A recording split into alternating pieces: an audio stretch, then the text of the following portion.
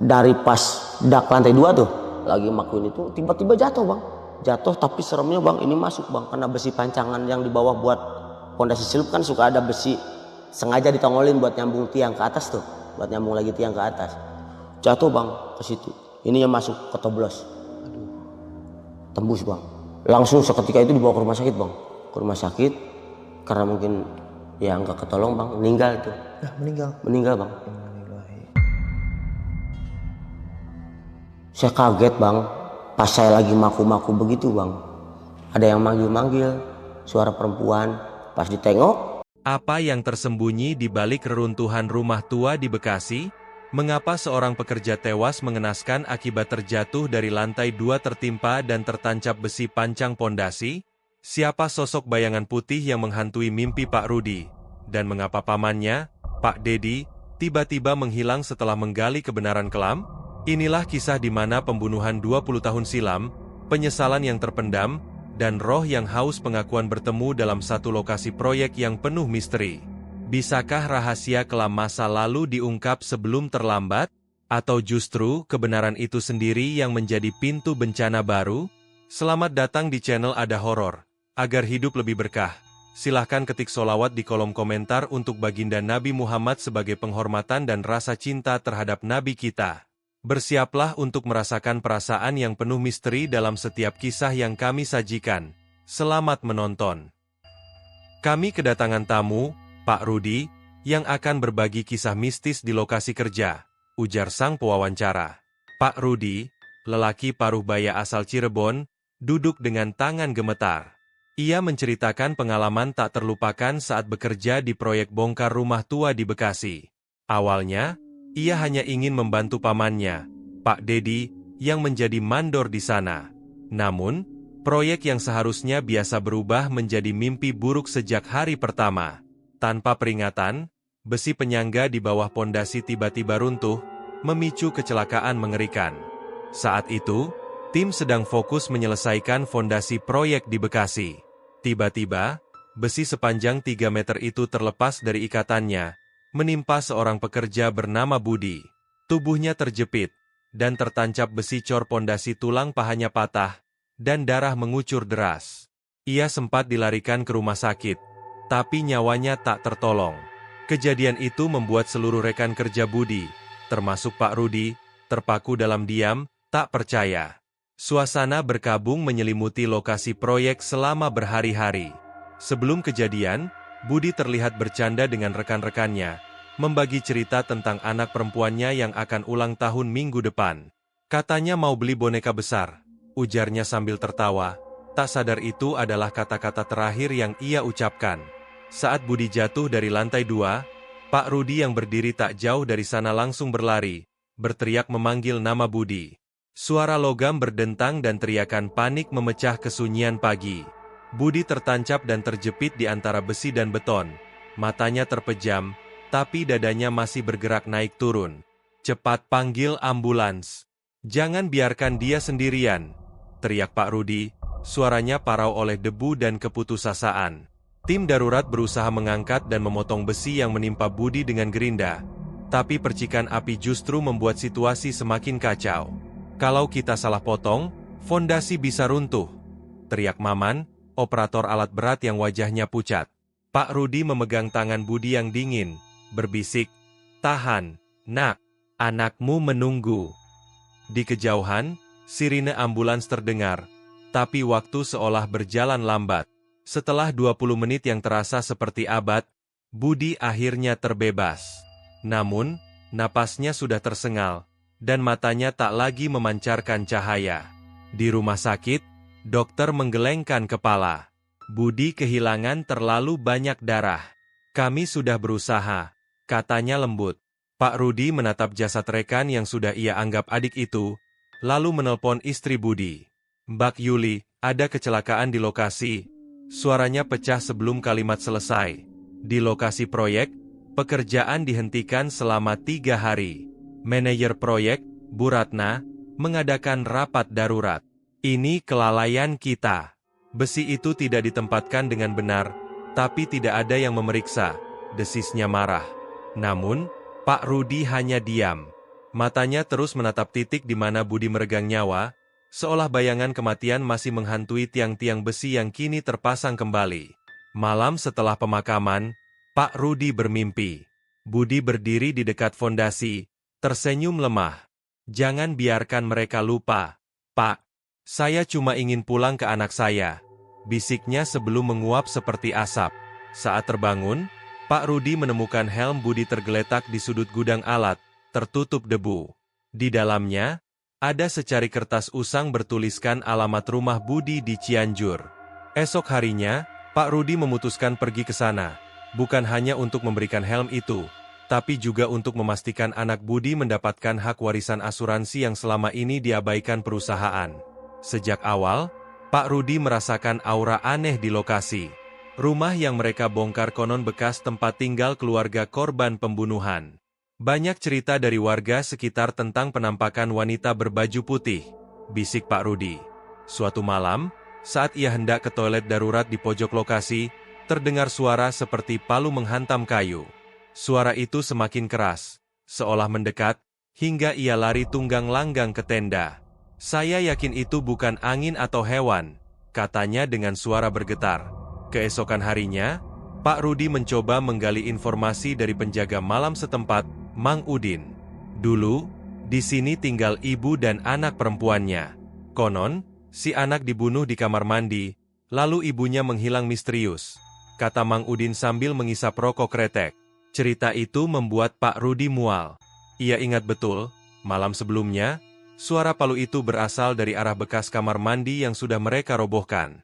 Saat itu, ia tak berani menoleh, tapi kini ia sadar, suara itu seperti ritme pukulan yang teratur, seolah seseorang sedang memperbaiki sesuatu, atau membalas dendam. Malam berikutnya, Pak Rudi terpaksa lembur membersihkan sisa material. Saat mengangkat papan kayu lapuk, ia menemukan boneka kain usang yang mirip anak kecil. Tiba-tiba, udara terasa lebih dingin, dan bayangan kecil melintas cepat di sudut matanya. Ia ingin berteriak, tapi suaranya serak. Saat itulah ia mendengar suara tawa kecil, lalu gemericik air seperti dari kamar mandi yang sudah hancur. Ia membuang boneka itu, tapi keesokan harinya, benda itu kembali ada di dekat tasnya, dengan wajah yang kini menghadap ke arahnya. Kabar tentang kejadian-kejadian aneh mulai bocor ke media sosial. Beberapa pekerja mengundurkan diri, termasuk Joni, operator alat berat yang biasa tenang. "Saya nggak mau jadi korban kayak Budi," katanya sebelum pergi. Pak Dedi marah besar, menuduh Pak Rudi sengaja menyebarkan cerita mistis. "Kita butuh duit, Rudi. Jangan bikin kacau proyek," bentaknya. Tapi Pak Rudi tak peduli. Ia mulai mencatat setiap kejadian dalam buku harian, mencoba mencari pola. Semua keanehan selalu terjadi setelah senja, dan selalu di dekat area yang dulunya kamar tidur dan kamar mandi. Malam terakhir sebelum proyek rampung, Pak Rudi terbangun oleh suara langkah kaki di atas tenda. Saat keluar, ia melihat sesosok perempuan berambut panjang memakai kebaya putih berdiri di antara puing, membelakanginya. "Siapa di sana?" teriaknya. Sosok itu menoleh perlahan, tapi yang terlihat hanya wajah pucat dengan mata hitam pekat. Pak Rudi langsung masuk tenda, tapi langkah kaki itu terus mengikutinya, disertai suara tangisan yang semakin nyaring. Keesokan paginya, Pak Dedi ditemukan pingsan di dekat lubang bekas fondasi, dengan bekas tangan hitam di lehernya. Ia tak pernah menjelaskan apa yang terjadi, tapi sejak itu, proyek dinyatakan selesai. Meski bangunan baru yang didirikan selalu mengalami kerusakan misterius. Malam ketiga, Pak Rudi terpaksa lembur membersihkan puing sisa pembongkaran. Udara lembab dan dingin menusuk tulang, sementara angin berhembus pelan mengibaskan debu. Saat itulah, ia merasakan hembusan napas dingin di tengkuknya, seperti seseorang berdiri tepat di belakangnya. Ia menoleh cepat, tapi hanya ada kegelapan dan tumpukan puing yang berserakan. Jantungnya berdebar kencang, tapi ia mencoba tenang, hingga tiba-tiba tumpukan kayu di dekatnya bergeser sendiri, mengeluarkan bunyi berderit yang menusuk telinga. Kayu-kayu itu seolah digerakkan oleh tangan tak kasat mata, membentuk formasi seperti pintu yang terbuka. Pak Rudi langsung mundur, menggenggam erat linggis di tangannya. "Siapa di sana?" teriaknya, tapi hanya suara desau angin yang menjawab. Kejadian itu belum seberapa. Beberapa jam kemudian, saat ia mencari kamar mandi portabel di ujung lokasi, bau kayu putih tiba-tiba menusuk hidungnya. Wanginya sangat kuat, seperti seseorang baru saja menuangkannya dari botol. Suara gemericik air terdengar dari dalam kamar mandi, dan saat ia membuka pintu, handuk putih basah tergeletak di lantai, sementara cermin di dinding berkabut seolah baru saja dihembus napas. Pak Rudi langsung berlutut, menggumamkan doa yang ia hafal sejak kecil. "Aku tidak berniat mengganggu," bisiknya parau sebelum lari tunggang langgang ke tenda. Sejak malam itu, ia selalu membawa kitab suci kecil yang diberikan neneknya, dan menolak bekerja sendirian setelah matahari terbenam. Esok harinya, Pak Rudi mencoba berpikir rasional. Mungkin kayu bergeser karena angin, dan handuk basah adalah ulah kucing liar. Tapi logikanya runtuh saat Mbah Karto, penjaga malam yang sudah puluhan tahun bekerja di proyek itu, mendekatinya dengan wajah pucat. "Kamu lihat juga, ya?"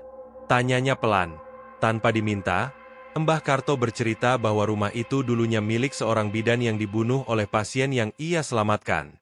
Mayatnya disembunyikan di dalam tembok, dan arwahnya tak pernah tenang. Dia selalu muncul kalau ada yang mau menghancurkan sisa-sisa rumahnya, lanjut Mbah Karto dengan suara bergetar. Malam berikutnya, Pak Rudi memutuskan ikut serta saat tim membongkar dinding terakhir. Saat palu goda menghantam tembok, sesuatu terjatuh dari dalam rongga dinding, sebuah boneka bayi usang dan buku harian berlumut. Saat buku itu dibuka, tulisan berdarah mengungkapkan pengakuan pembunuhan yang dilakukan seorang pria bernama Karyo terhadap bidan itu. "Aku menyesal, tapi dia tahu rahasiaku." Begitu kalimat terakhir di buku itu. Tiba-tiba, angin kencang menerjang lokasi, dan suara tangisan perempuan memenuhi udara. Pak Rudi langsung menyembunyikan buku itu di sakunya, yakin bahwa arwah bidan itu marah karena rahasia kelamnya terbongkar. Puncaknya terjadi seminggu kemudian. Pak Rudi dan tim dikejutkan oleh suara teriakan mengerikan tengah malam. Mereka bergegas ke sumber suara dan menemukan Mbah Karto tergeletak di dekat lubang bekas fondasi. Tubuhnya gemetar dan matanya melotot. Dia ada di sini," ucapnya putus asa sebelum pingsan. Saat itulah, Pak Rudi melihatnya. Bayangan putih melintas di antara puing, dengan rambut panjang dan tangan berlumuran darah.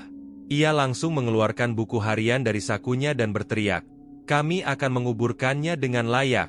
Kami janji." Seketika, angin berhenti, dan bayangan itu menghilang. Sejak hari itu, Pak Rudi menjadi lebih tenang. Ia membujuk mandornya untuk menguburkan boneka dan buku harian di halaman belakang. Tapi, setelah selesai, ia sadar bahwa kitab suci kecil yang selalu ia bawa telah hilang, dan di rumah, istrinya mengaku sering mendengar suara bayi menangis di kamar mandi. "Mungkin ini belum berakhir," gumamnya, menatap foto lokasi proyek yang kini telah berdiri gedung baru. 2 hari setelah kejadian di kamar mandi, Pak Dedi ditemukan tergeletak di dekat reruntuhan kamar yang konon menjadi lokasi pembunuhan. Tubuhnya gemetar hebat, dan bibirnya terus mengucapkan kata-kata tak jelas. Saat sadar, ia hanya menggenggam erat kitab suci kecil yang selalu dibawa di sakunya, lalu berbisik parau, "Dia minta maaf untuk semuanya." Tak ada yang tahu siapa dia yang dimaksud. Pak Rudi mencoba menanyai pamannya, tapi Pak Dedi langsung menutup diri, seolah dihantui rasa bersalah yang tak ingin diungkap. Malamnya, Pak Rudi bermimpi aneh. Ia melihat bayangan putih berdiri di sudut kamarnya, menatapnya dengan mata kosong. Saat ia berlari, bayangan itu berubah menjadi sosok perempuan berlumuran darah, mengulurkan tangan seperti ingin menyampaikan sesuatu. Mimpi ini terus berulang selama seminggu, membuatnya insomnia. Ia pun memutuskan mencari tahu sejarah rumah tersebut.